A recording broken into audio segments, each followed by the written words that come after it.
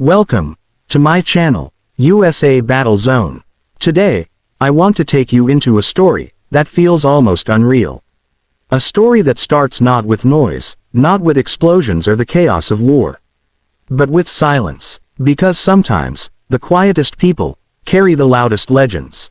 Camera pans across a dusty forward operating base. The sun burns orange over the horizon. Soldiers move quietly in the distance. She was sitting alone in the armory, a small, forgotten corner of the camp. The walls were lined with rifles, the air smelled of oil and iron. Her name was Sergeant Maya Collins. Most of the men didn't know much about her. They just knew she worked hard, never complained, and spoke only when necessary.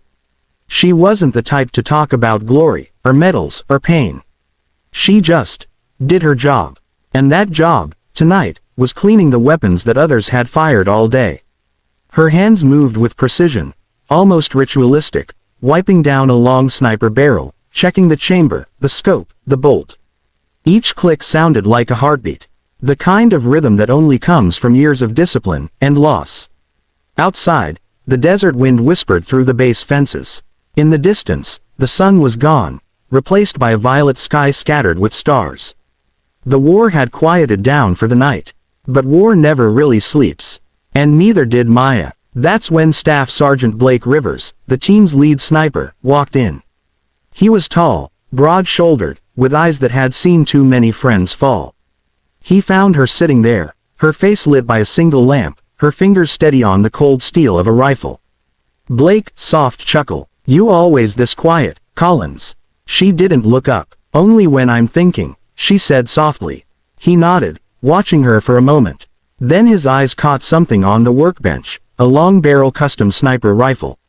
It wasn't standard issue. He frowned. "Blake, you ever fire one of those outside the range?" She looked up finally, her gaze calm, almost unreadable. "Once," she said. "Long time ago." Blake smiled faintly. "Ever hit anything past 3 clicks?" 3,000 meters, she repeated, almost to herself. Then she looked through the scope, adjusting it slightly. 4,000. Wins a nightmare past that. He laughed. Not mocking, just surprised. "You mean you've actually tried it?" She didn't answer. Instead, she put down the rifle and began assembling another, piece by piece, fast and fluid. No hesitation. No wasted motion. Blake watched her hands and realized, this woman wasn't just another soldier. Soft piano music fades in under the narration. The next morning, a recon drone picked up something unusual, movement near the ridgeline, over 4 kilometers away. Intel said it was a group of insurgents setting up a communications relay, the kind that could intercept U.S. radio frequencies. Command wanted eyes on the target, and if confirmed, they needed it neutralized, quietly. Blake was assigned the mission. He grabbed his gear, scope, bipod, rangefinder. But just before heading out, Maya appeared at the door. "Maya, I heard you're taking position Charlie Ridge."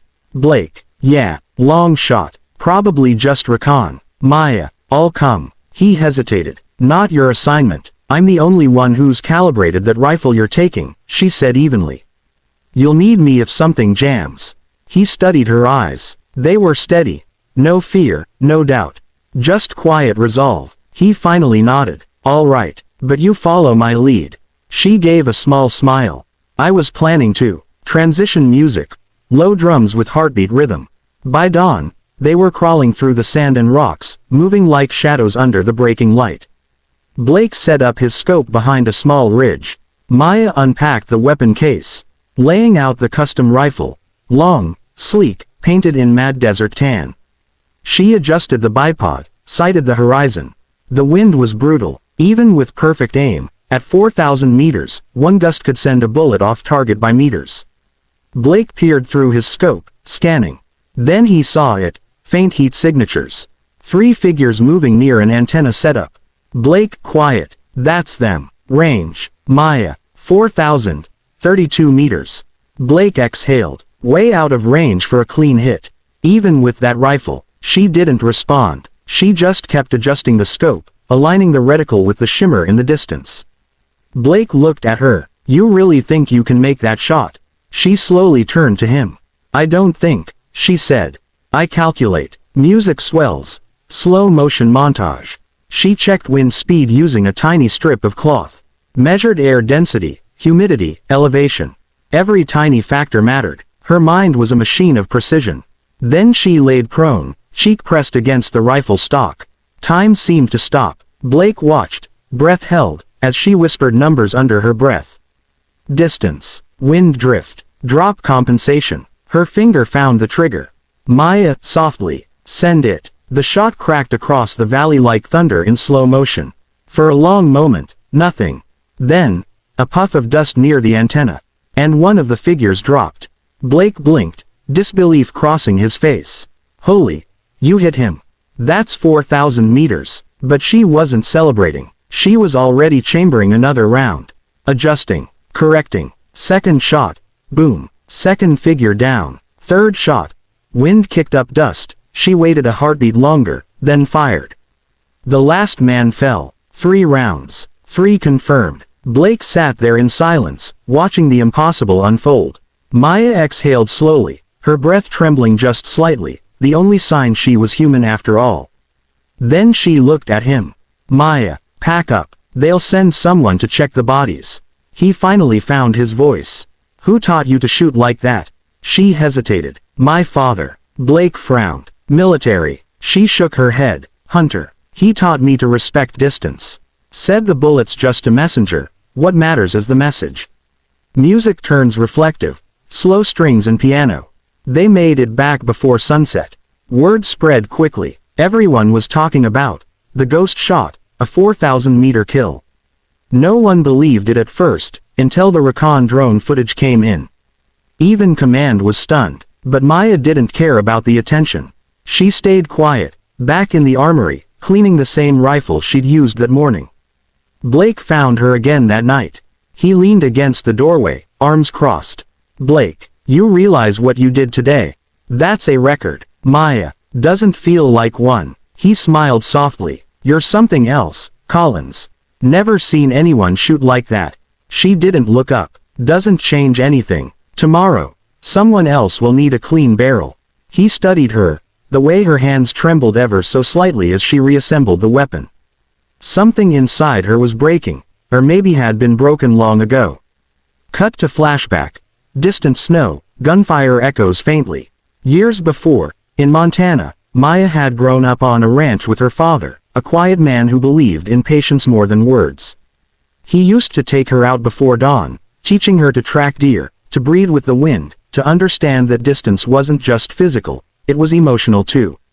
But when war came, and the country called, she enlisted. He didn't stop her, he just handed her his old scope and said, "Don't ever forget, aim for truth, not revenge." He died 2 years later, a heart attack while she was overseas. The letter reached her in a desert outpost. She never cried, she just got quieter. Back to present. Dim light in the armory. Blake finally spoke. You ever think about going home? She smiled faintly, sadness hiding behind it. Home's just a place people remember. Not something you go back to. He didn't push her. He just nodded and walked away, leaving her with her thoughts, and the silence she seemed to belong to. Weeks passed. Maya continued her duties, quietly, efficiently. But that shot, that day, became legend. Soldiers whispered her name with respect, the 4,000-meter angel. Some said she could see through walls. Others said she never missed. But Maya didn't care about legends. She only cared about keeping her team alive. Then, one night, the base came under attack. Mortars rained down. Sirens screamed. The world turned to fire. Blake was pinned on the outer perimeter, bleeding from shrapnel, calling for backup. The radio crackled with static, chaos everywhere. Maya grabbed her rifle, sprinted into the night, through dust and debris. She climbed the communications tower, heart pounding, setting up position high above the smoke. Through her scope, she saw them enemy snipers hidden in the dark, targeting the wounded. She took a deep breath. Her fingers were steady, her mind calm. 1 shot, 2, 3, every bullet found its mark. The last sniper was on a rooftop, 3,900 meters away. Wind howled, the tower swayed. Maya steadied herself, whispered, "For you, Dad," and fired. The rifle kicked back hard. Then silence. Blake's radio crackled again. All clear. Snipers down. He looked up toward the tower. Through smoke and flame, he could barely see her silhouette against the stars. Soft piano theme returns. When dawn broke, the attack was over. The base was scarred, but it stood. Blake was carried to the medic tent, alive. And Maya was gone. They found her rifle still warm, resting against the railing. No sign of her body. Just footprints leading to the edge of the desert, then disappearing into sand. Some say she walked away that morning, heading east toward the rising sun. Others believe she was taken by the blast that hit the tower base. No one really knows, but months later, a supply convoy passing through an abandoned village found a single bullet casing placed neatly on a rock. And beside it, a scope, engraved with the words, "For truth, not revenge." Fade to black. Soft music lingers. Narrator emotional tone. They called her the silent shot. A woman who spoke little, but whose actions echoed louder than any metal ever could. In a world of noise and fury, she found peace only in precision, in the stillness before the trigger pulled. And maybe that's what made her legend last. Because heroes aren't always the ones who shout. Sometimes, they're the ones who whisper. And let the wind carry their story. Music fades. Screen glows softly with text overlay. If you felt this story, if it made you feel something deep inside, then don't forget to like, comment, and subscribe to USA Battle Zone. Because every week, we bring you stories of courage, sacrifice, and the quiet heroes the world should never forget. Until next time, stay strong, stay human, and never forget, silence doesn't mean weakness. It often means purpose.